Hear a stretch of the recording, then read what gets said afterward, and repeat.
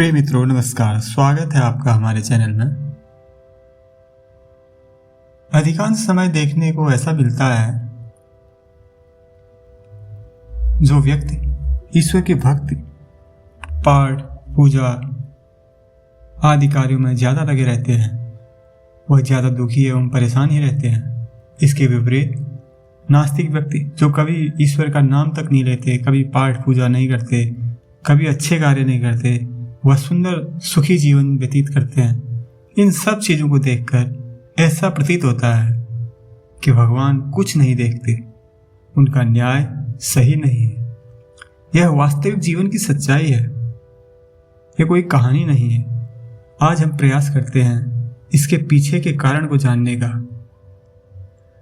भगवान श्री कृष्ण द्वारा अर्जुन को समझाया गया कि आखिर ज्यादा पाठ पूजा एवं स्तुति में लगा हुआ व्यक्ति ही क्यों दुखी रहता है। श्रीमद् भगवद गीता में भगवान श्री कृष्ण द्वारा अर्जुन को समझाया गया है कि इसके पीछे का कारण क्या है।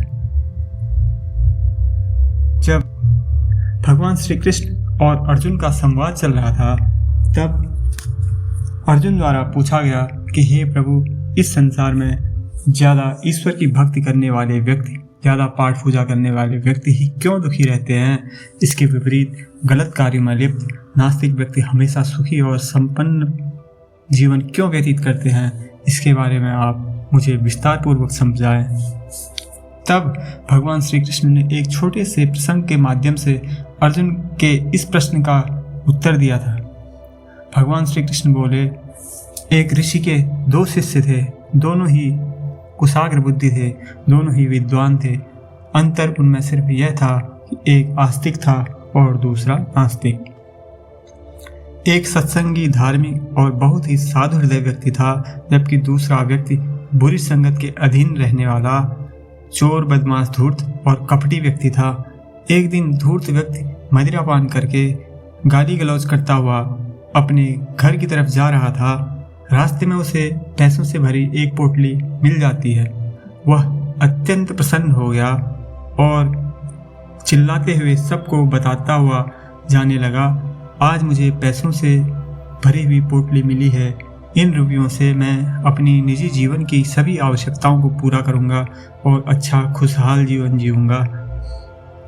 और जो दूसरा व्यक्ति अच्छी प्रवृत्ति का व्यक्ति था, वह व्यक्ति मंदिर में जागरण से लौटकर घर आ रहा था। रास्ते में उसे ठोकर लग गई।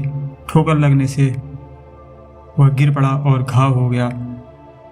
संयोगवश तब वह नास्तिक व्यक्ति ठीक उस व्यक्ति के सामने आ पहुंचा और उसका मजाक उड़ाने लगा। बोला, तुम तो भगवान की भक्ति में डूबे रहते हो, क्या मिला तुम्हें इतनी भक्ति करने का, क्या दिया तुम्हें तुम्हारे भगवान ने, यह चोट और यह घाव। मुझे देखो, आज तक मैंने कभी भी भगवान का नाम तक नहीं लिया, फिर भी देखो कैसे मेरे जीवन में चमत्कार पर चमत्कार हुए जा रहे हैं। मैं किस प्रकार सुखमय जीवन व्यतीत कर रहा हूँ। साधु हृदय व्यक्ति को यह बात चुभने लगी। वह सोचने लगा, सब अच्छा करने के बाद भी, ईश्वर की भक्ति करने के बाद भी मेरे साथ ही बुरा क्यों हो रहा है। और यह धूर्त व्यक्ति समस्त बुराइयों को ग्रहण करके भी प्रसन्नतापूर्वक जीवन व्यतीत कर रहा है। वह व्यक्ति अपने गुरु के पास जाकर यही प्रश्न पूछता है, सब अच्छे कर्म करने के बाद भी मैं ही दुखी हूँ, जबकि यह व्यक्ति समस्त बुराइयों को ग्रहण करके भी प्रसन्नतापूर्वक जी रहा है। तो तब वह ऋषि बोले, ईश्वर जो करते हैं सब अच्छे के लिए ही करते हैं। जो जिस योग्य होता है उसे उसी प्रकार का फल देते हैं। तुम्हारा यह प्रश्न है कि ठोकर लगने से तुम्हें घाव लगी, उसे पैसों से भरी पोटली क्यों मिली।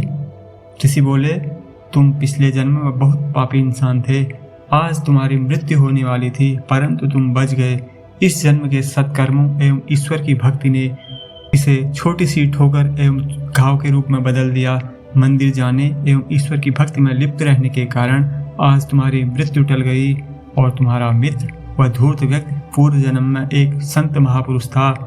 आज उसका भाग्योदय होना था, परंतु इस जन्म के नीच कर्मों में लिप्त रहने के कारण तथा कभी भगवान का नाम तक नहीं लेने के कारण उसे अपार धन संपदा न मिलकर कुछ सीमित पैसों से भरी ही पोटली मिली। इसलिए ईश्वर पर हमेशा भरोसा रखो, उस पर आरोप प्रत्यारोप करना बंद करो। यह सब बंद करते हुए अपने वर्तमान पर ध्यान दो, तुम्हारा भविष्य अपने आप ही संवर जाएगा। इन सब बातों को सुनने के बाद उस व्यक्ति की आंखें खुल गई। उसने अपने मन से शंका को हटाकर फिर से ईश्वर की भक्ति में अपना मन लगा लिया। इस प्रकार इस जन्म में हमारी जो भी स्थिति होती है, वो चाहे अच्छी हो चाहे खराब हो, उसके लिए हमारे पूर्व जन्म के कर्म भी अपना उतना ही महत्व दिखाते हैं जितना इस जन्म के कर्मों का प्रभाव होता है। इसलिए वर्तमान जीवन की सभी परिस्थितियों को सामान्य रूप से जीते हुए हमें हमेशा प्रसन्नतापूर्वक ही जीवन जीना चाहिए एवं ईश्वर की भक्ति एवं सद्मार्ग पर हमेशा अवश्य ही चलना चाहिए। आज की वीडियो में इतना ही। दोस्तों, अगर यह वीडियो पसंद आया हो तो वीडियो को लाइक करें और चैनल को सब्सक्राइब करें। मिलते हैं एक और वीडियो में, तब तक के लिए जय हिंद, जय भारत।